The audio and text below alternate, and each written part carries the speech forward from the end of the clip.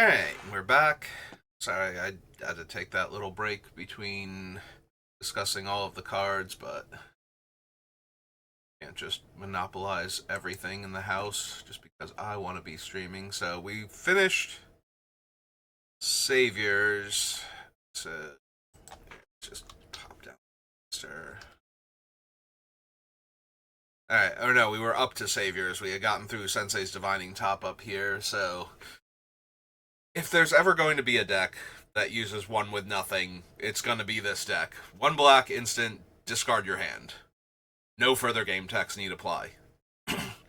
Considered one of the worst cards in Magic, but actually used as sideboard tech, I believe, against Owling Mine in Standard at the time. It is one of the most odd cards ever printed. But if there's ever going to be a deck that can take advantage of it, honestly, I'm probably not going to run it, if only because there are so many other cards that let you discard your hand for value, including discarding your entire hand. And with Norman, a lot of them get down to a single mana if you can discard the card first. So I'm not super worried that we need this one, but this is the only deck this type of card goes in, and I wanted to consider it at least. Compulsive Research, similar to Thirst for Knowledge, except this one discards a land instead of an artifact. The signets are all on the list because they can be Moxen. They do require a mana left over to let them tap for mana, but then they will tap for 2 different colors of mana, so you will get that 1 mana back plus another mana, in theory. Infernal Tutor is Demonic Tutor, but only if you're Hellbent. Seems reasonable. Cold Steel Heart did make the list because I was in Cold Snap. This should not be on the list. It comes into play tapped. I was saying that before. Cold Steel Heart is a no, but I was going through the sets alphabetically, and Cold Steel Heart shows up very early, and I was probably thinking it's fine, I'll do it as a setup turn or something. But no, you don't really want Cold Steel Heart when you have access to the other things that we do. We have 3 signets, 3 talismans, Arcane Signet, and Felwar Stone. So we should be good for colored mana sources that cost 2 and tap for a mana. Chromatic Star is the same as Chromatic Sphere. As long as you have the mana to activate it, it is mana neutral and draws you a card. Empty the Warrens and Grapeshot are on the list as other actual Storm cards if we want to actually Storm. I did not bother with Ignite Memories because it is more expensive than either of them, and it's all over the place. Like, if somebody has a couple lands in their hand, you might not be able to kill them even with an astronomical Storm count if things just keep going against you.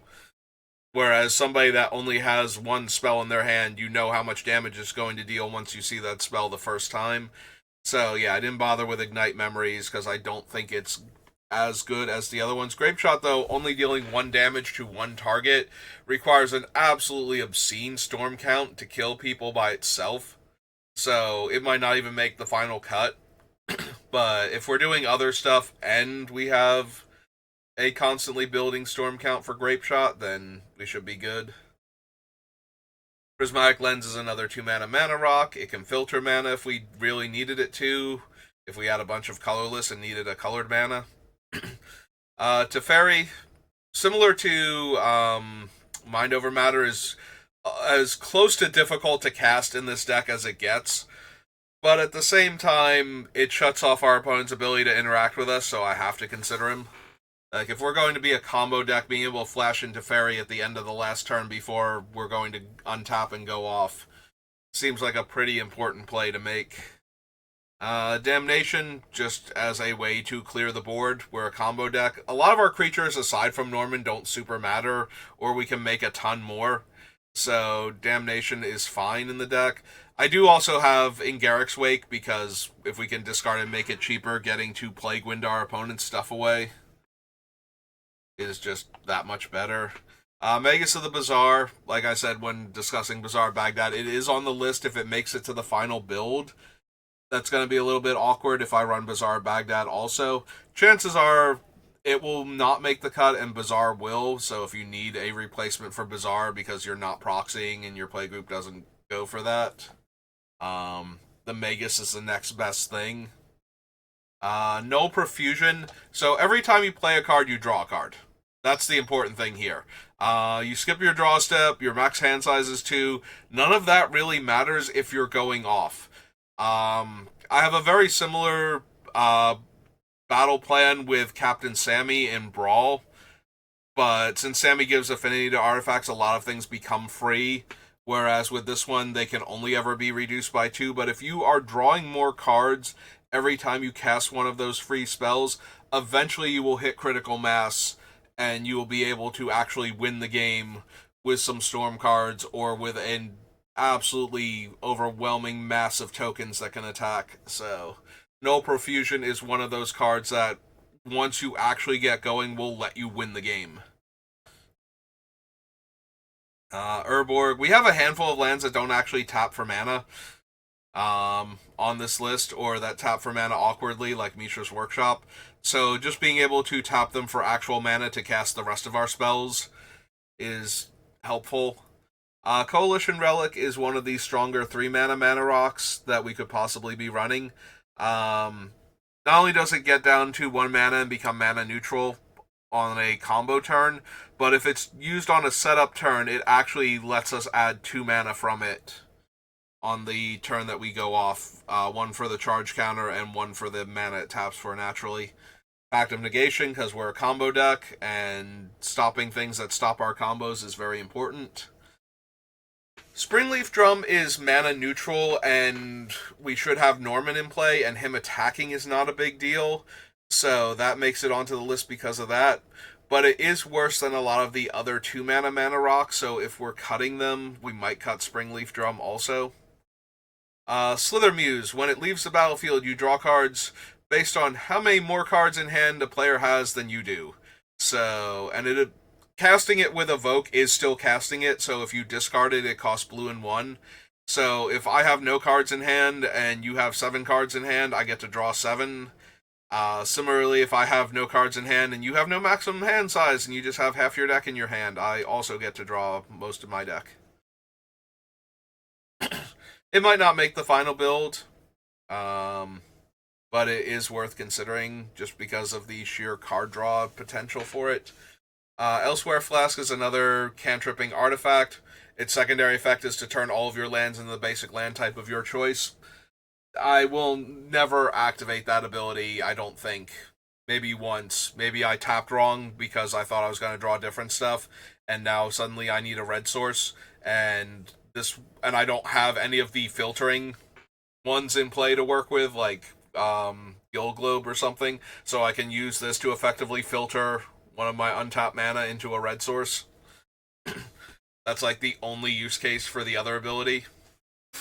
River Kelpie. So whenever this or another permanent is put into play from the graveyard or a spell is cast from the graveyard, I draw 1.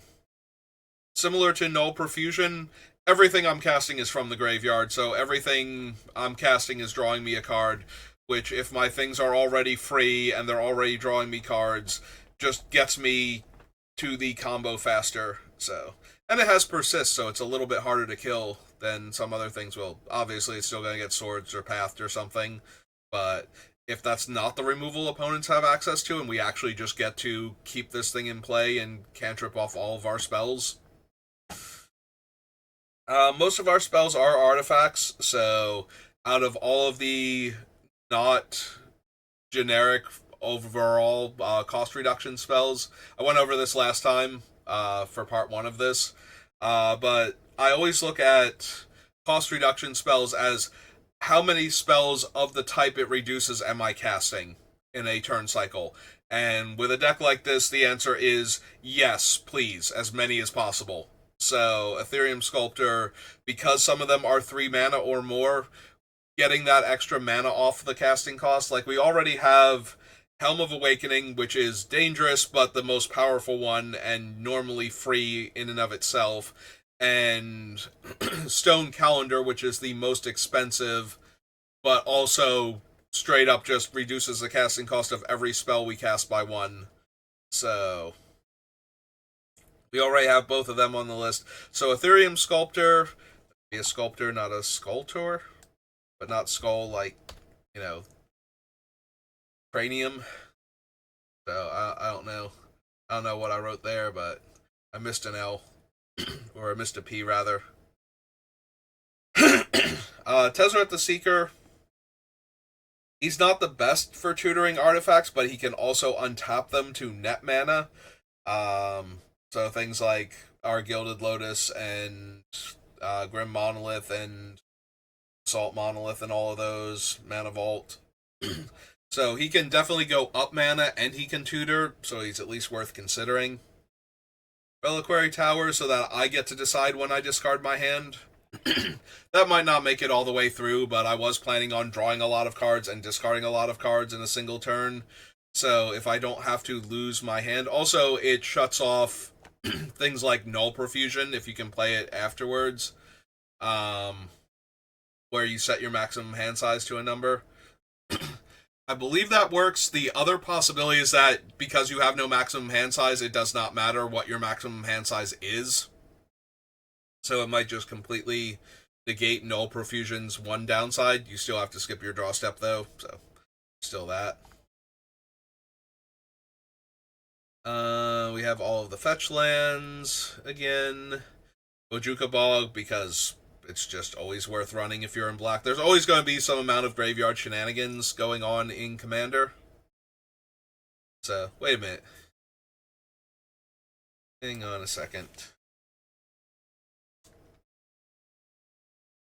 Did I have Chromox? I did have Chromox. I had Chromox up here, but I talked about it as though it were Mox Opal, because in my brain I was thinking Mox Opal when I saw it. So yeah, Chromox, less powerful then, and my apologies for having to go back up here to discuss it, but it is still a Mox, and we do still have a lot of colored spells in the deck.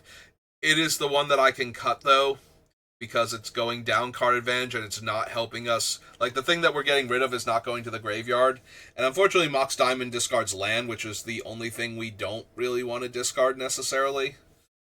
We don't have to, aside from Oscorp, potentially. Riddlesmith, every time we cast an artifact, we can loot. So that is more card draw and more discard for free when we're doing the things that are already free. Ataxian Probe can be free, and it can let us know, like, the opponent that we're most scared of being able to disrupt our combo if they actually have anything. Phyrexian Metamorph for the same reason as Sculpting Steel. Priest of Orabrask, I don't know if I actually want this one, and I don't even think I bothered with Priest of Gix, but I might have. They are 1 mana for 3 mana, and they are a body on the board, which means they can be sacrificed to things like Phyrexian Altar, or be given haste and allowed to attack alongside our army of tokens. So they have potential, and they are, mana positive once they've been discarded, so... Burning Vengeance, every time I cast a spell from my graveyard, deal 2 damage to any target.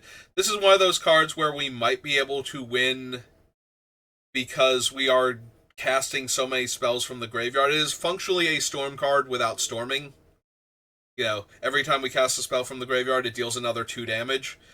Whereas Tendrils of Agony is every spell we've cast so far this turn, deals another 2 damage and gains us 2 life. So it is a storm without storming.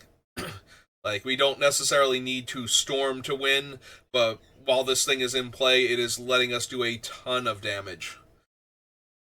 Faithless Looting, 1 red mana, draw 2, discard 2, then 1 red mana from our graveyard, draw 2, discard 2. Great.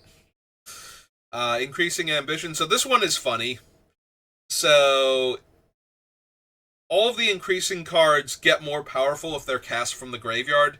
So for black and 4, it's a Demonic Tutor. But if it's cast from the graveyard, it's 2 Demonic Tutors, regardless of why it was cast from the graveyard, and it has flashback for 8 mana. So if I discard this to Norman, I get to go black and 2, double Demonic Tutor.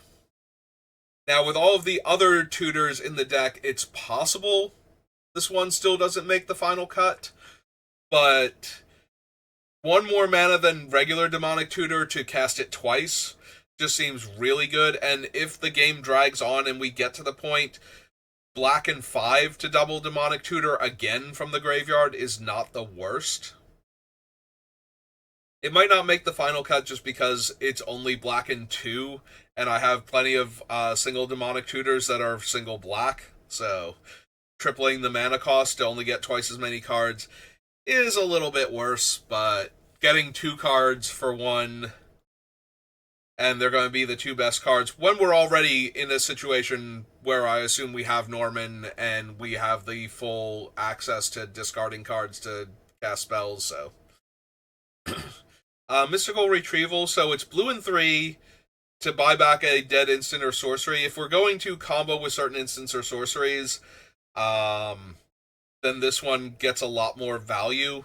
Being able to regrow and recast Tendrils, if Tendrils was for, like 10 already, and so we got to basically cut one of our opponents in half, getting to then hit somebody else for 14, or whatever it is, if we did 10 before. Still isn't quite there by itself, but can help us get there. Also, if it's in the graveyard, it has flashback for red and 2, which means it's a single red mana. So we don't ever have to cast it for 2 mana if we don't want to, but we can cast it for 2 mana, and then it will go back to our graveyard where it has flashback, and then we can flash it back for 1 red. So we can get the same spell back twice for 3 mana. So that is a possibility. Secrets of the Dead draws us a card when we cast a spell from our graveyard. Same thing as the Kelpie. So, still helping with that regard. Chromatic Lantern lets all of our lands tap for mana of any color. So, similar to Urborg, is one of our 3 mana rocks. And it's always mana neutral with Norman and discarding it. Cyclonic Rift disrupts everybody except us, so always worth considering if we're in blue. Vandal Blast, same deal, but for artifact destruction. Dictate of Erebos, I don't know if this is going to make it. I'm planning on having a lot of creature tokens and being able to sacrifice them for mana, but I don't know that that is necessarily going to be enough of a reason to consider this card, but I wanted to put it on the list. Grey Pact is not on the list. It's a little more expensive and a little more color intensive, and I already don't know if I want Dictate, so. Dark Deal. So, similar to Windfall and Wheel of Fortune, I don't know if this card makes the final cut, because it lets the opponents have more, changes the cards the opponents have to work with, so if they weren't stopping you before and now they can, that's a problem. But it does make them go down cards total by making them only draw X-1 cards instead of X cards, where X was the number of cards they had in their hand. So, and I don't mind discarding my hand and drawing more cards, so I had to at least consider it. If I'm going to consider Wheel and I'm going to consider Windfall, I have to consider the black equivalent in Dark Deal. Kolaghan's Command, very versatile, lets me regrow one of my dead creatures, makes any player discard a card, so I can actually make myself discard the card if I want to. Destroys an artifact or deals 2 damage. So again, something I wanted to at least consider because of the versatility. Hedron Archive, which should have its casting cost and its card type here, is 2 Mind Stones stapled together.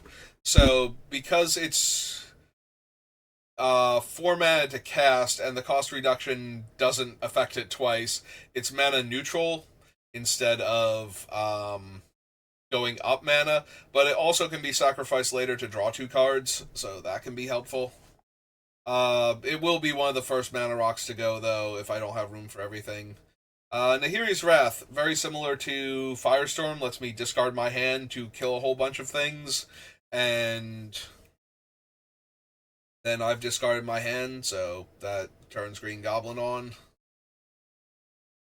Livia's Dragoons is another one of the free discard outlets that doesn't cost a ton of mana to cast. Shreds of Sanity regrows an instant or sorcery from my graveyard, and then I discard a card. So if I can discard this for 1 red, I can pull something back that I want to cast again, and then immediately discard it, so that it gets the cost reduction. Foundry Inspector is another artifact cost reduction. So if we stick to the artifact plan, getting those 3 mana rocks down to 0 instead of down to 1 is very helpful in the mana production. Metal Spinner's Puzzle Knot is another free artifact.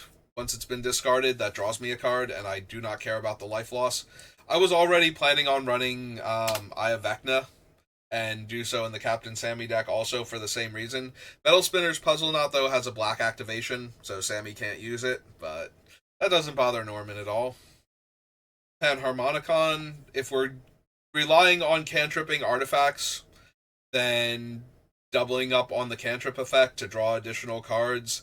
Again, anything that lets us draw 2 cards instead of 1 when we do the thing just gives me more options to work with and makes it a lot easier to win. Paradoxical Outcome is more expensive than Heracle's Recall, but also lets me draw additional cards for the same basic effect. So if the whole idea is we're going to pick up any number of our, like 2 mana and 3 mana artifacts and then discard all of them again for more value and then cast them all from the graveyard for more value, then getting to draw X cards also from picking up all those cards has got to be better. Quicksmith is the red equivalent of the Riddlesmith, so it is a rummage instead of a loot, but that's okay. I still want to discard cards and draw cards as much as I want to draw cards and discard cards. Baral, Chief of Compliance. If I care about the instants and sorceries enough, then he's going to reduce the cost. Also, when I do counterspell with one of the handful of counterspells, I do get to loot, so that will make other things cheaper. Disallow is one of those counterspells that I run in most of my decks. Being able to counter activated and triggered abilities is versatile enough that either this or Summary Dismissal kind of feels like something I want in my decks. So, Archfiend of Ifnir, Amonkhet is like the second or third set I look at alphabetically. But at the same time, Archfiend of Ifnir is whenever I discard a card, put a -1/-1 counter on each creature my opponents control. So it is very easy to wipe the opponent's board during the turn you're trying to go off. So that way, if you don't go off, if you fizzle out and you just deal a ton of damage or make a lot of bodies, at least the opponents don't have anything in play anymore as far as creatures go. Like, I'm pretty sure I can wear down Ulamog and whatnot with this effect. Curator of Mysteries lets me scry one every time I discard. I don't know that that's going to make the final cut, but it also has cycling, which means I can pay 3 blue for it instead of 2 blue and 2, and I get to draw an extra card if I don't have any other way to discard it. Champion of Wits draws me X and discards 2, where X is its power. Notably, you cannot reduce Eternalize. You are not casting with Eternalize. That's an activated ability that just puts the token directly into play. Unlike other similar effects, like Flashback and Disturb, which do cast the card from the graveyard and do benefit from the discount. Charter Course draws me 2 cards and then lets me discard a card. Like, ideally, I don't want to cast this thing after attacking. I want to discard the cards, so... But it might not make the list because it only draws 2, and if we can discard it, it costs 1 mana, the same as the draw 3, discard 2 cards. So, Joyra is another, when I cast a historic spell, I draw a card, so casting the artifacts from the graveyard will give me an extra card. Experimental Frenzy. So I can't cast cards from my hand. I also normally don't want to cast cards from my hand. I want to discard them and play them from my graveyard. So this allows me access to the top card of my deck while letting me cast the spells from my hand if I can discard them already anyway. So I had to consider this one because just having access to the top card of your deck at any given point in time, in addition to all of the other cards you have access to, is just, more cards. Like, it's not getting discounted, and it's not in your hand to discard, but you can still cast it if you can cast it, and sometimes that's good enough. I don't know that this is going to make the final cut, but since I don't want to cast things from my hand anyway, I figured I should at least consider it. It's the typo here. Awaken the Erstwhile. Everybody discards their hand and then makes that many 2/2s. So, I want to discard my hand, and I don't want my opponents to have spells, because then they can use their spells to be mean to me and ruin my combo. Bedevil, very versatile removal spell, but also very color intensive. I at least wanted to consider it, though. Also, how did I slip and hit the N next to the B for like the third one in a row? Bolus's Citadel lets me cast more spells by spending life. If you are in black and you're trying to cast a ton of spells anyway, Bolus's Citadel, if you're in black in Commander, Bolus's Citadel is probably a consideration. Unless you don't like the most insanely powerful and unnecessary cards. But yeah, especially when I'm trying to cast a ton of spells, anything that gives me access to more spells is probably worth considering. Guild Globe is another 2-drop artifact that cantrips. You can eventually sacrifice it to filter mana. Don't care. Saheeli, every time I cast a non-creature spell, I make a 1/1. So another, Empty the Warrens variant at that point. Every spell I'm casting is another 1/1 that I'm making. Don't really care about her other modes. They might be useful. Like her -2 might actually do something, but most of the time it doesn't matter. Golden Egg, 2 mana, ETB, draw a card. Filters mana, or it can be sacrificed to gain 3 life. Don't really care. Channeled Force. As an additional cost to cast a spell, discard X cards, target player draws X cards, and deal X damage to a creature or planeswalker. So it is a removal spell that also lets me discard my hand. Riel the Everwise gets +1 power for each instant or sorcery in the graveyard. Don't really care about that one. The first time I discard 1 or more cards during each turn, I draw that many. So if I can play anything that lets me discard my entire hand to draw cards, and I get to draw that many cards plus however many I had in my hand, that's amazing, and I'm always going to get to draw at least 1 card off of this lady every single one of my turns, and possibly other players' turns as well. Just because I can do that. Sleeper Dart is a 2-mana cantripping artifact. It can stop a creature from untapping. I don't really care. Confounding Conundrum disrupts opponent's ramping plans and is a cantrip for a single blue if we can discard it. And casting it early for the 2 mana and just getting a new card and stopping opponents from ramping is just very good anyway. Skyclave Relic is another indestructible mana rock. It's better than Darksteel Ingot because it's Darksteel Ingot with another option stapled onto it for when that's relevant. But past that, it's just another 3-mana mana rock that taps for mana of any color. Spare Supply is one of the better cantripping artifacts. It enters tapped and I draw a card, and I can pay 2 mana, tap, and sacrifice it to draw another card.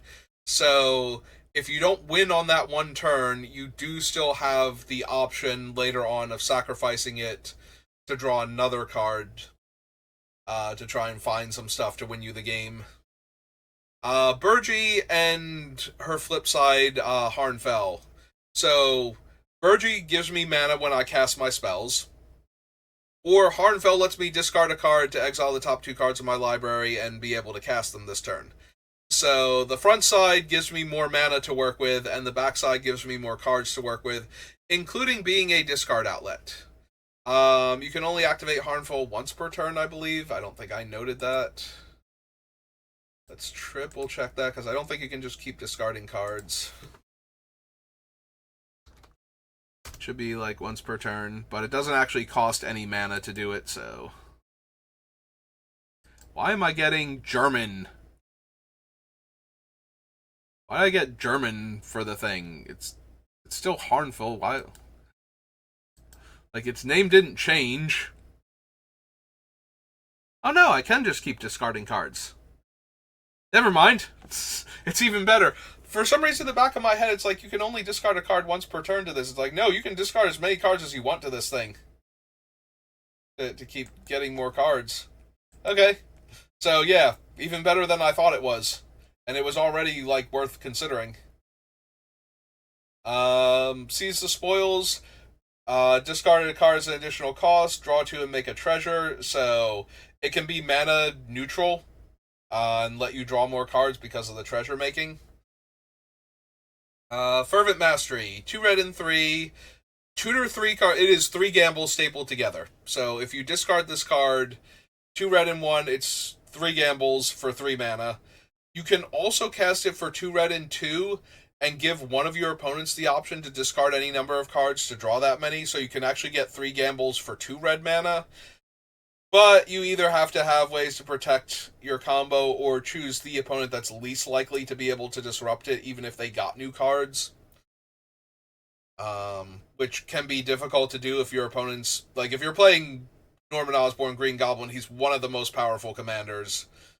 So you should probably. This is going to be a tier 4 deck, and you can tune him for CEDH2. Like, he is that powerful. So I'm pretty sure no matter who your opponent is, unless they've tapped out and they probably don't have free spells that can disrupt your things. You probably like the mono green deck where it's like you don't really care if 2 of your artifacts get destroyed when you're tapped out. They might be able to disrupt you a little bit with what's his name, endurance, but that's about it. By putting all your cards back on the bottom after you've discarded your hand to draw some cards. But those are like the only things. So you might be able to hit a mono green player that's tapped out with Fervent Mastery, let them discard and draw in order to shave an extra mana off of the cost. Prismaric Command. Not only is it versatile, but one of the modes is draw 2, discard 2, and another mode is make a treasure. So if you've discarded this, it is effectively 1 mana to draw 2 and discard 2 if you really want it to be, but it can also deal 2 damage or destroy an artifact if those are problems. Solve the Equation goes and gets one of our storm cards or whatever other instant or sorcery we need, and like all of the other tutors, if we can discard it's 1 mana, so have to consider it. Deadly Dispute is mana neutral, but Forgotten Realms is literally the first set I look at, so it's pretty easy for me to find cards, that aren't going to make the final cut. And I was planning on running a ton of artifacts, so being able to sacrifice 1 to draw 2 more cards and have it be mana neutral if I've discarded Deadly Dispute made sense at the time. It could still technically make the deck, but I don't think so. Eye of Vecna is a cantripping artifact, and I don't care that I have to lose 2 life as part of that. Also, if you don't go off that turn or fail to kill everybody, it does give you an additional card draw on your upkeep in exchange for 2 mana and 2 life if you want it to. So that's not nothing at that point. But yeah, just being a cantripping artifact is good enough. Unexpected Windfall, same as Seize the Spoils. You get to discard a card, you get to draw some cards, and you get to make enough treasure that if you discard the Windfall first and cast it, it is mana neutral. So anything that's letting you cast more spells and draw more cards and discard more cards without actually technically costing you mana at the end of the day is definitely worth considering. Liar gives all of your spells flashback and makes all spells all of your instants and sorceries flashback and makes spells uncounterable. So that stops your opponents from stopping you from winning the game with your crazy combos. But it also makes it so that if you were relying on counter spells to protect certain things, that those won't work. So if your opponent's going to destroy one of your important permanents, like maybe kill Norman here, maybe make him stop for a second, you do have to worry about that. Lord of the Forsaken. So sacrifice a creature and mill 3 cards is whatever. Being able to pay a life for a colorless mana to cast spells from your graveyard is a huge deal. Any spell that costs more mana than you're getting discounted for the generic mana, being able to supplement that for 1 life is incredibly strong, and it's only 4 mana to cast if you can discard it while Norman's in play, so you got that going for you too. Malevolent Hermit don't really care about the front side. You can sacrifice them to counter a non-creature spell unless its caster pays 3 more, is kind of whatever. But because Disturb is casting, and the Disturb cost is blue and 2, once he's in the graveyard, he costs a single blue, and my non-creature spells can't be countered while he's in play. So that helps a lot for stopping opponents from disrupting your combo. Ominous Roost, whenever you cast a spell from the graveyard, make a 1/1 flying bird that can't block non-flyers, is another way to make tons of creatures to win with creature token attacking. Patrician Geist makes spells I cast from my graveyard cost 1 less. So at that point, once I have Norman and the discard outlet, Patrician Geist is basically Stone Calendar for a single blue mana. So that's pretty cool. Change of Fortune. So red and 3, discard my hand, and then instead of drawing cards equal to the number of cards I discarded or drawing a fresh hand of like X cards, I draw a card for every card I discarded this turn. So this can get very out of hand very quickly. I thought there was another card like this in Shadowmoor, but it's actually based on the number of cards an opponent has discarded this turn. So it did not work the way I needed it to. This one, however, does, and that's great. Consuming Tide. Each player chooses from among their non-land permanents 1 to keep in play and returns the rest to their hand. And I draw a card for each opponent with more cards in hand than me. So for 2 blue mana, I get to keep Norman in play, pick up everything else that's not a land, and then hopefully replay a discard outlet and discard all of those cards I just picked up in order to recast them for free or cheap from the graveyard. And I might get to draw extra cards on top of that. Thirst for Discovery is another one of the draw 3 discard. So this time it has to be a basic land, but I'm not too worried about that. Most of the time I want to discard 2 cards anyway. So, and if I have a basic that I don't mind discarding and I want to hold on to spells for whatever reason, then I can. Wedding Invitation is a 2-mana cantripping artifact. It can make a creature unblockable. It can give a vampire lifelink. I do not care. It's a cantripping artifact. Enthusiastic Mechanaut is our 4th. Artifact spells cost 1 less to cast. Offer You Can't Refuse. I like considering this card when I'm trying to combo off and I need disruption, because it is one of the cheapest ways to disrupt an opponent's spell that's going to disrupt your combo. So I have to at least consider it. Relic of Legends lets you tap it for 1 mana of any color. It's a 3-mana mana rock, so it's mana neutral. And you can tap an untapped legend to add 1 mana of any color, which will probably be Norman. Could be Joyra, though. So technically this thing can go up a handful of mana with certain cards in our deck, but it's at least mana neutral when we can discard it and cast it. So Bitter Reunion is the intersection of Tormenting Voice and my army of token creatures that I might be making needs haste. So that seems fine. Energy Refractor is a 2-mana cantripping artifact. Technically, it can be used to filter mana. I don't care. And technically, at some point in time, I might need to use it to filter colorless mana into mana of any color. Scrapwork Mutt is a cantripping artifact that then lets me discard a card. Technically, it's a rummaging artifact, so I may discard a card to draw a card, but because it is allowing me to not only draw cards, but also discard cards, it's slightly better. Unearth, again, is an activated ability from the graveyard, so you don't get a discount with Norman, but it's still an option later on. Lembas Bread is a 2-mana cantripping artifact that also scries 1 before drawing the card. And then it's a food, and then it shuffles back in. I don't care about the rest of that. The One Ring. It's the One Ring. It draws a bunch of cards. I don't care about my life total as long as I'm not dead. File of Galadriel. Because I can discard my hand to a lot of things, the fact that it lets me draw an additional card every time I would draw while empty-handed is just amazing. It's just putting more cards into my hand So, and it is a 3 mana rock, so it's mana neutral if I can discard it and cast it from the graveyard.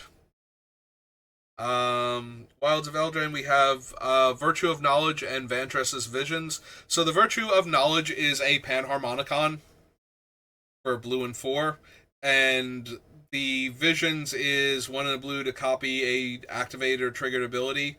So notably, I can discard it and cast the Adventure for the discount, but I probably want Vantress Virtue of Knowledge in play more than I want Vantress Visions. That's a lot of V's. Like, I'm not Hugo Weaving. I can't just spit that entire thing out without stumbling across the words. But yeah, you almost never want to cast it, but you can, and then you will have access to the enchantment later on at full mana cost because you're casting it from exile, not from the graveyard. But that's kind of whatever. If you really desperately needed the cheap cantrip version, like if you're copying a trigger to draw a card or something. Bitter Triumph is a removal spell that has an additional cost to cast it. I can discard a card. So, and it kills anything. Bloodthorn Flail, so I do need to have Norman in play, and I can only discard at sorcery speed while I'm doing this because I'm paying to equip. But it does not cost any mana to discard the card at that point, so... And you can keep discarding cards to pay the equip cost, even to reattach the equipment to the same creature it's currently attached to. So it is a 1 mana free discard outlet if I have a creature in play.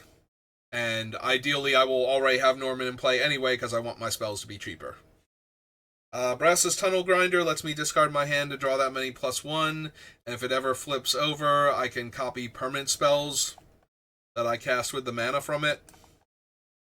It's probably not going to make the final cut, but if I don't want to run things like Wheel of Fortune, because I'm worried about giving opponents cards, then I still have access to something like this.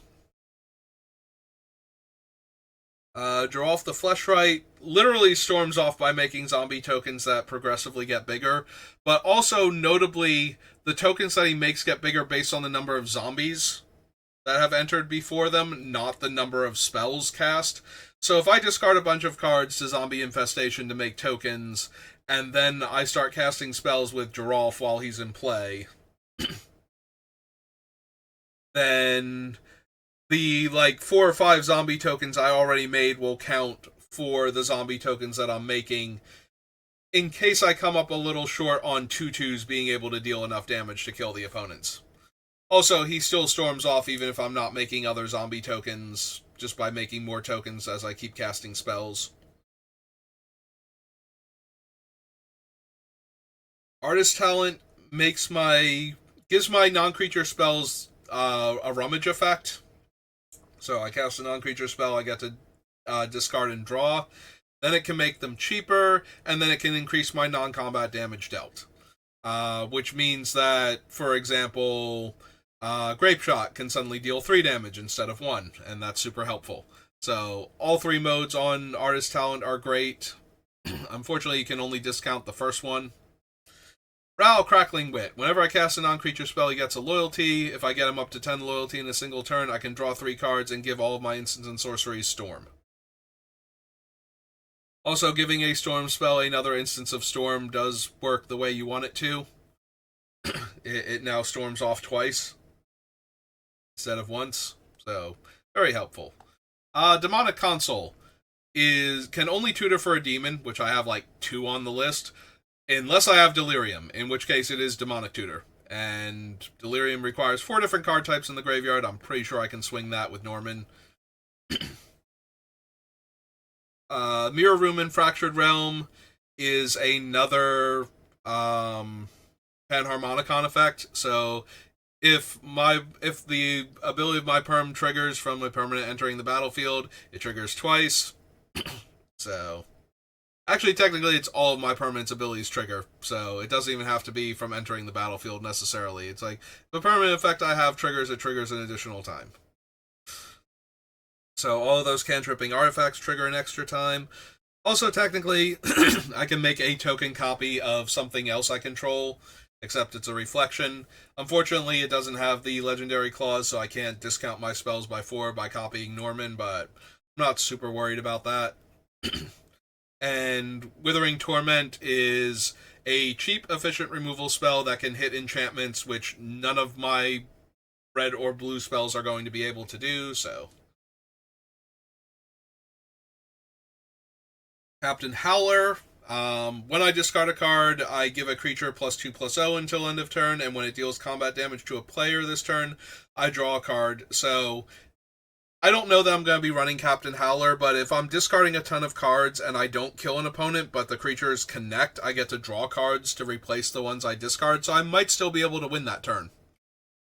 I might be able to turn all of my discards into fresh card draws by spreading it around among creatures that can attack that turn. Guidelight Matrix is the cantripping artifact that can crew vehicles and saddle mounts. I have maybe one vehicle, I think, somewhere. It's not Smuggler's Copter, because that has to attack or block. So I don't even think I have that. So its ability to crew and mount is completely useless, but it's a cantripping artifact. Magmakin Artillerist deals damage when I discard cards, so it can help kill the opponents. Monument to Endurance rewards me when I discard cards by letting me draw a card, make a treasure, or having each opponent lose 3 life. I can only do each one once per turn, but if I discard one card and get a treasure back, it's mana neutral. If I discard a second card and draw a card, it's mana neutral and drew me a card, so it's a cantripping artifact. And if I discard a third card, it also domed all of my opponents for 3 while it was at it, so every single one of those is great. Stock up, so Aether Drift is alphabetically, like the 3rd or 4th set on the list. It's like, I think it's literally Adventures in the Forgotten Realms, Aether Revolt, or Aether Drift and Aether Revolt. So, stock up being a single blue and giving me 2 cards is great, but I'd rather discard cards, so that's probably just gonna go. Waxen Shape Thief, has cycling, so I can pay 2 mana to discard, so I can turn it into a cantrip by paying the full mana cost. And can copy an artifact or creature, so for blue and 1. So it's basically the worst of the, whatchamacallits, the Sculpting Steel variants, but it's still a Sculpting Steel variant that has other options attached to it. Instant Ramen is a flash 2 mana artifact that cantrips. And you can sack it to gain life, I don't care. Nibelheim of Flame. I choose my creature, it deals damage equal to its power to each other creature. I'm almost definitely choosing Norman, because I don't want him to die. But if it's cast from the graveyard, I also discard my hand and draw 4 cards. So it is a board sweeper that can also draw me a bunch of cards and discard my hand. Cerebral Download is blue and 4 to surveil X and draw 3 based on the number of artifacts I have. Getting it down to blue and 2 and being able to surveil something like 10 is not impossible with this deck. It still might not make the final cut because it still costs blue and 2. The Endstone lets me draw a card every time I cast a spell or play a land. So, again, very similar to Null Profusion and a lot of the other things. If I already want to draw as many cards as possible to try to get to the pieces that will win me the game, so anything that is doubling up on my draws is worth considering. Kavron Memorial Homeworld. So, what was the mentality here? I can sacrifice a land to... it gives all of my creatures haste. So I can... It is a land that I can tap like 6 of my zombies or 12 of my birds or whatever to turn it online on a turn where I'm making like basically huge numbers, and then it's a land that gives my stuff haste. So it might not make the final cut, but that is the mentality why it's in here. Quantum Riddler. If I draw a card when I have 1 or less cards in my hand, I draw 2 cards. So everything I said before about File of Galadriel, remains true, except this is not a mana dork. Also, we can warp him in for a single blue mana, but or not for a single blue mana, for blue and 1, but we do have to warp him in from our hand, because to stop you from being able to warp from other places, most notably from the exile where it does have to be from hand to warp. But it's still only 2 mana to set that up, and again, I think it's worth it. Scour for scrap can get back an artifact from my graveyard, as well as tutoring for 1 for ideally 2 mana. So if I've sacrificed an artifact that cantrips, and I can pull that one back to my hand and get 1 from my deck and discard both of them, and then cast them from the graveyard, I'm feeling pretty good. It might not make the final cut, but Starfield Vocalist is another Enharmonicon. Oh, there are so many cards on this list. Weapons manufacturing.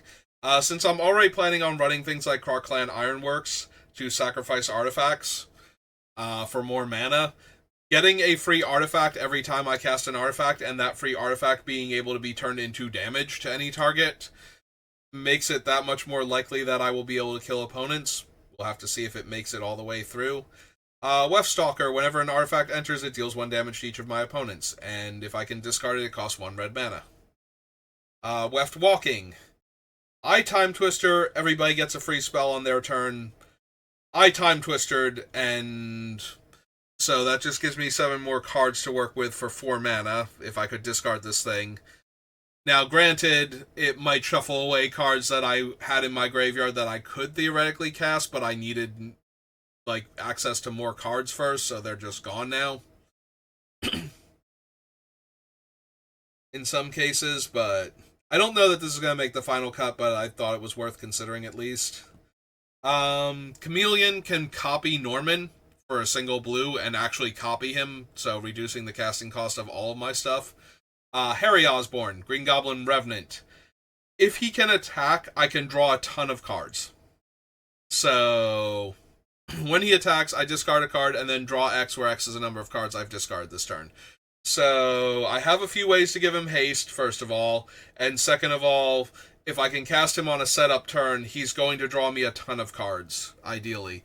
So if I didn't win pre-combat, and I don't win by attacking with everything, I can still draw a ton of cards afterwards. He might not make the cut, because that's a lot of intervening things that have to have happened, but he's still a free discard outlet once he's in play at the start of combat that can draw me more than 1 card. Norman is our commander. We should probably have him in the deck. Oscorp is a land you can cast from the graveyard with its own ability. Well, play from the graveyard. It does use up your land drop, and it does cost you 2 life, but you can discard it for value and then play it from the graveyard. So I have to at least consider it, and it is a tri-land for my colors. Shadow of the Goblin, beginning of main phase 1, I discard and draw a card, and when I play a card from anywhere other than my hand, I deal 1 damage to each opponent. So it is potentially a win con, and an enabler if I cast it on a setup turn. Soulstone is a mana rock. We can reduce its casting cost to black, so it's mana neutral on the turn that we go off, and actually ramps us on setup turns.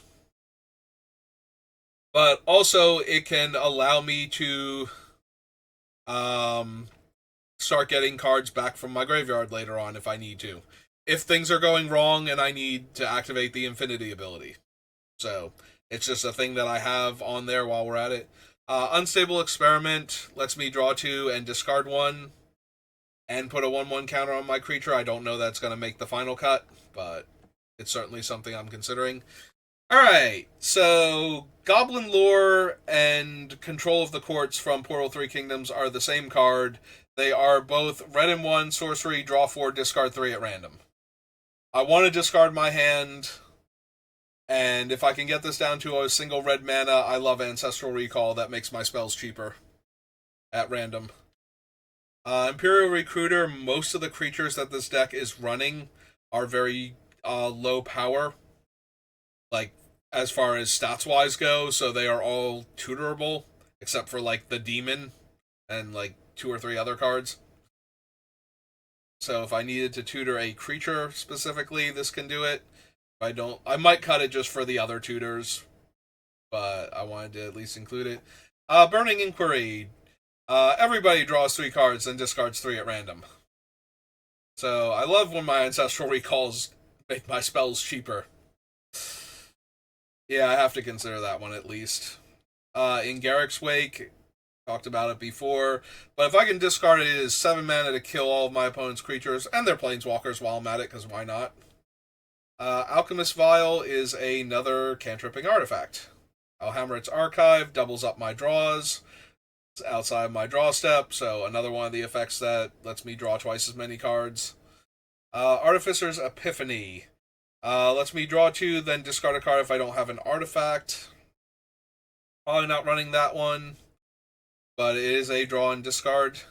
Dark Petition. If I can discard it while having 2 instants and or sorceries in my graveyard, it is actually a free demonic tutor. Sky Scanner is a 3 mana cantripping artifact creature. I'm out of 2 mana cantripping artifacts for the most part. Like, there might be 1 or 2 more, but I had to add it just in case, because there's another cantripping artifact. And 1 mana is a lot more than 0, but at the same time, worth considering. See the Truth. So I look at the top 3 cards of my library, and normally I would put 1 in my hand and the rest on the bottom, but if I cast it from anywhere other than my hand, like, let's say I discarded it, then I just get those 3 cards. I love Ancestral Recall, and I want to play as many Ancestral Recalls as I can cram into a deck. Ageless Insight is Alhamrat's Archive without the life gain, and it costs blue mana, but it costs 1 less to cast, so... Treasonous Ogre lets me turn my life into mana. So notably, if I can discard him, he's 2 mana, so it costs me 9 life to go up mana, but then I can keep paying life to go up mana, and I'm trying to combo off here, so anything that's giving me more mana to work with is worth considering. Azra Oddsmaker. At the beginning of combat on my turn, I may discard a card and choose a creature I control. If it deals combat damage to a player, I draw 2 cards. Battle Bond is like this 5th or 6th set I looked at. That's probably too much of a value card. There is definitely a value Norman Osborn build that is... Excuse me.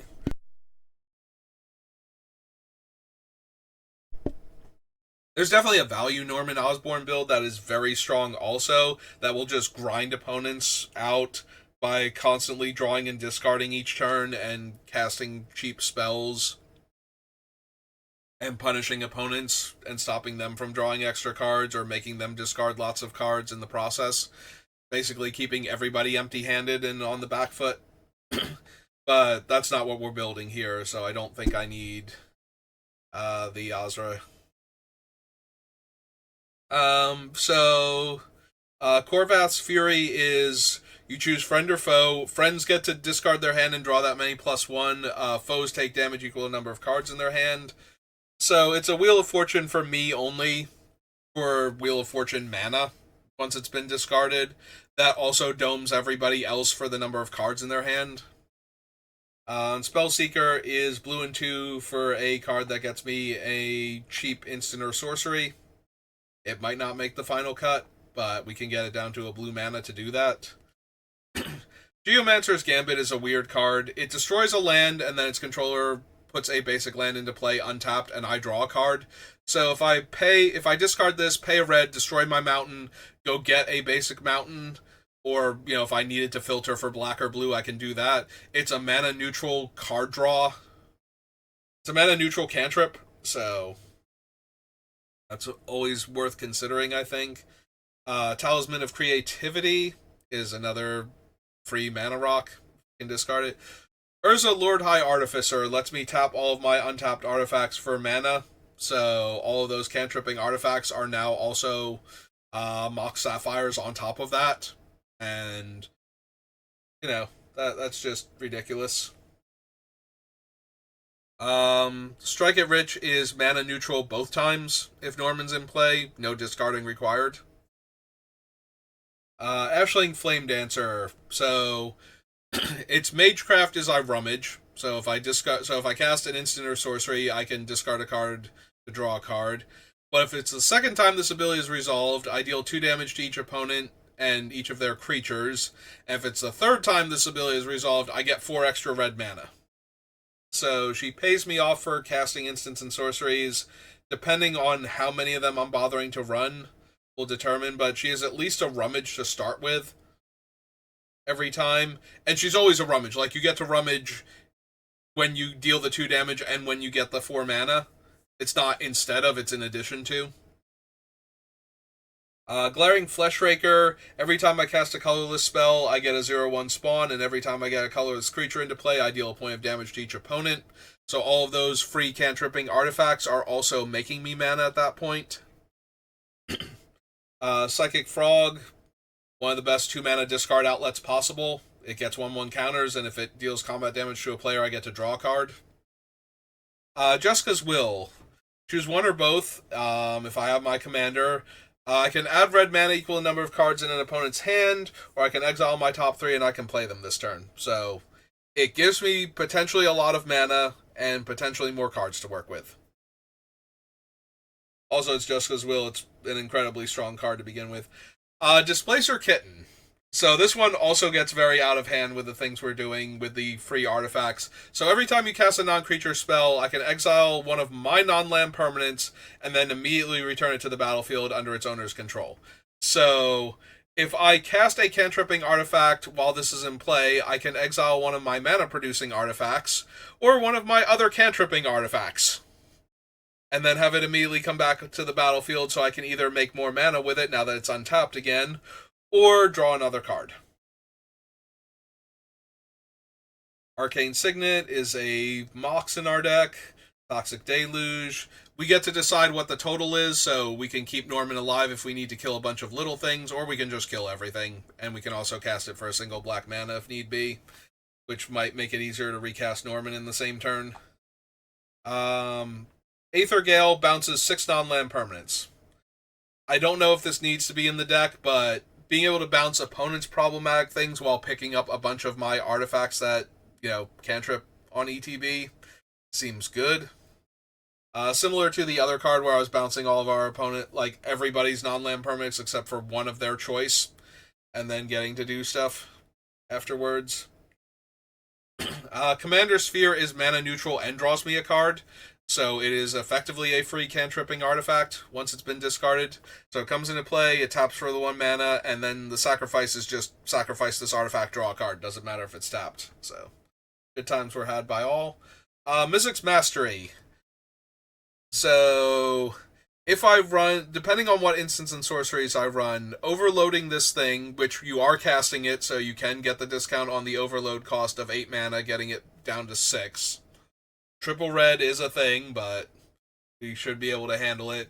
Getting to flashback all of my instants and sorceries, hopefully picking up a whole lot of artifacts in the process and then replaying them seems good. And even the 1 mode might be fine. Like the red and 3 only get 1 card if we're casting it for red and 1.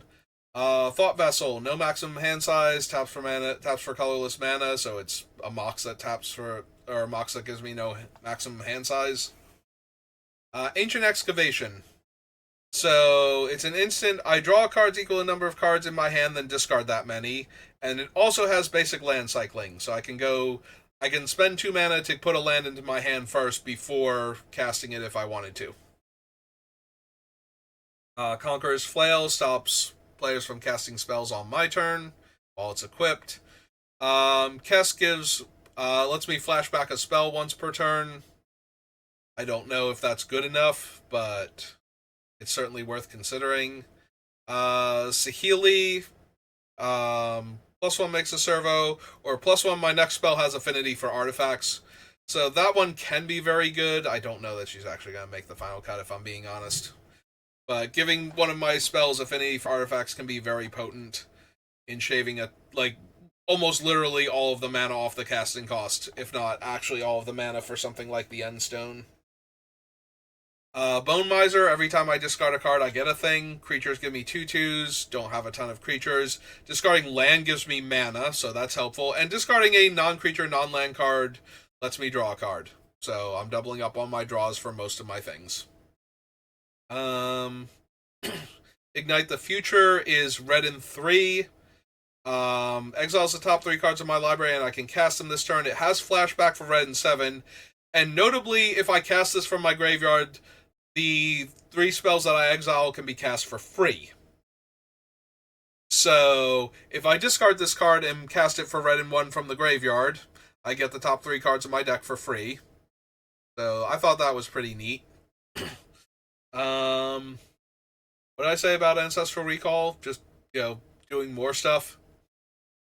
Braylon, whenever I discard a card, he gets a 1/1 counter and deals 1 damage to each opponent. So he's a slightly more expensive version of the Flamekin. Fierce Guardianship, you know the deal at this point. Deflecting Swat also on the list. And Tidal Barracuda stops opponents from being able to cast spells on my turn while giving all spells flash. Sage of the Beyond. So it's a 7 mana 5/5 flying spirit. It has Foretell, and spells I cast from anywhere other than my hand cost 2 less to cast. I had to at least consider this guy if I can get him into play. Called Epiphany is blue and X, draw X cards and discard X cards, and I get a 1/1 flyer for each card that I discarded, for each card type among cards that I discarded. Probably don't need that one in the face of some of the other cards I have, but Roar of Resistance. My tokens have haste, and when my creatures, whenever any creature attacks, I can pay 1 in red to give creatures attacking my opponents +2/+0. Since I'm planning on winning with a ton of creature tokens potentially, I thought I should include this already cheaper than Fervor effect. Path of the Enigma is blue and 4. I draw 4 cards, and then it has the Plane Chase stuff. It's one of the more efficient card draw spells, but I'm probably not going to run it because I want to be able to discard cards. Speaking of which, Path of the Pyromancer discards my hand, adds red for each card discarded, then I draw that many +1. Just seems way better. Relic of Sauron. So it's 4 mana. It taps for 2 mana in any combination of red and blue and black. So it's mana neutral. Also, it has the ability 3-tap, discard, or draw 2 cards and discard a card. So, worst case scenario, it's also letting me try to find stuff and get something going. Smirking Spelljacker can counter a spell, but then also exiles that spell for me to cast later on if I attack with her. She's also only blue and 2 to cast if I can discard her. So I'm at least considering that. Crackling Spellslinger, ETBs. If it was cast, it gives my next instant or sorcery Storm. Again, Storm does stack, so putting Storm on a Storm card seems pretty good. I don't know how I managed to hit the A and the caps lock at the same time, but apparently I did and did not correct for that. Fortune Teller's Talent, so I can look at the top card of my deck at any time. If I cast a spell this turn, I can play the top card of my deck, and my spells cast from anywhere other than my hand cost 2 less to cast. Honestly, this one's probably not making it either. It is nice to have a build your own future site that makes my spells cheaper when it gets there, but ultimately probably not worth it. Ancient Cellar Spawn, on the other hand, so my Demons and Horrors and Nightmares cost 1 less to cast. Again, I have like 2. Does not super matter. But when I cast a spell for less mana than its actual casting cost, I can have an opponent lose life equal to the difference. So all of those used to cost 2 mana, 0 mana, cantripping artifacts make an opponent lose 2 life while this thing's in play. Tevil's Judgment, when a card leaves my graveyard, I choose one that I haven't chosen this turn, I draw a card, I make a treasure, or I make a 2/2 zombie. Very similar to the when I discard a card, I choose one that I haven't done this turn. So the first time I cast a spell from my graveyard, I can make the treasure, so this thing can be mana neutral. If I discarded it and cast it for a black. The second time, I will get to draw a card, so it's mana neutral and a cantrip, and I get a free zombie when I do it the third time. Will of the Just Sky. Similar, if I have my commander, I get to do both. I can make each player discard their hand and draw 5 cards, or each instant and sorcery in my graveyard gains flashback. So, both fine choices. Hermes from the Final Fantasy XIV Commander deck. Um, Whenever I cast a non-creature spell, I make a 1/1 bird. And when I attack with 1+ birds, I scry 2. Just making a bird every time I play one of my spells is good enough. Emmett Selk of the third seat. Spells cast from my graveyard cost 2 less. When one or more of my opponents lose life, I can give a spell in my graveyard flashback. Uthros Research Craft. So it's a space station. So when I cast an artifact, as long as this has 3 or more counters on it, I draw a card and then this gets another counter. So it's another way to draw more cards. It does take a little more setup than other things. Like, I would have to station it with Norman, ideally, but that's fine. Like, it's literally, if I can discard it while Norman's in play, it's blue to cast and station with him immediately, and then I start getting the value out of it. From the Warhammer set, Imhotep the Stormlord. Sounds appropriate for what we're doing. Whenever one or more artifacts leave my graveyard, I make a 2/2 of the Necron species of artifact creatures. And my beginning of combat, another artifact gets +2/+2 and menace. So most of the things that I'm casting from my graveyard are artifacts. So that should get me more bodies.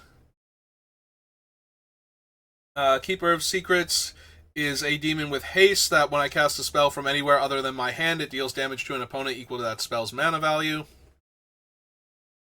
Kill, maim, burn. Choose one or more. Destroy an artifact, destroy a creature, or deal 3 damage to a player. It's very versatile. It can kill an artifact and a creature, and I can get it down to 3 mana. So it's at least worth considering. Lost in the Damned. When I play a land or cast a spell from anywhere other than my hand, I make a 3/3. Again, making armies of creatures. Magus the Red. My instants and sorceries cost 1 less per creature token I have, so I can make them free, or whatever colored mana they require. And when this deals combat damage, I make a 3/3. I don't know if he's going to make it all the way through, but I wanted to consider him. Doctor Who. Surge of Brilliance. Blue and 1 instant. I draw one for each spell I've cast from anywhere other than my hand this turn. And it has Foretell if I really want to. Decaying Time Loop is I discard my hand, then draw that many cards, and it has Retrace, which is casting it from the graveyard by discarding a land. Discarding the land isn't helping, but I can cast it from my graveyard for red and 1 to keep going. Flaming Tyrannosaurus is whenever I cast a spell from anywhere other than my hand, it deals 3 damage to any target, gets a 1/1 counter, and when it dies, it deals damage equal to its power to each opponent. It's expensive, it probably won't make the final cut, but dealing 3 damage to any target each time I cast a card from anywhere other than my hand was worth considering. Impending Flux, red and 2, deal X damage to each opponent and each creature based on the number of spells I've cast from anywhere other than my hand this turn. Foretell for 1 and 2 red. Raxa is when I cast a spell from anywhere other than my hand, I make a 2/2 Alien Warrior. So again, all the spells I'm casting from my graveyard. The Sonic Screwdriver, in addition to being mana neutral, can also 1-tap to untap another artifact, so any of the things that make 3 mana. Now I've used up 2 mana to make 3 mana, so that's, going up mana still. Then it can scry, and it can make a creature unblockable for this turn. So, Silver Shroud is a flash equipment that costs 2 mana, so if I can discard it from my hand, I can cast it for free, add instant speed to attach to Norman to give him Shroud until end of turn to save him from targeted removal. I don't know if that's going to make the final cut. And then it makes the enchanted creature or equipped creature unblockable. Fractured Power Stone, probably not making it, but it is a Mox in this deck. And the very last card is Pumpkin Bombs. So 1 in a red artifact, I can tap and discard 2 cards to draw 3 cards, put a counter on this, deal damage equal to the number of counters on it to an opponent, and then give it to an opponent. Alright, so that is every card up for consideration on Green Goblin. He has 268 cards to choose from, and only about 20 to 40 of those are things I can immediately cut. So this is going to take a while. Alright, so next time we will begin the process of cutting cards, so thank you for watching, and I will see you next time. Have a good rest of your day.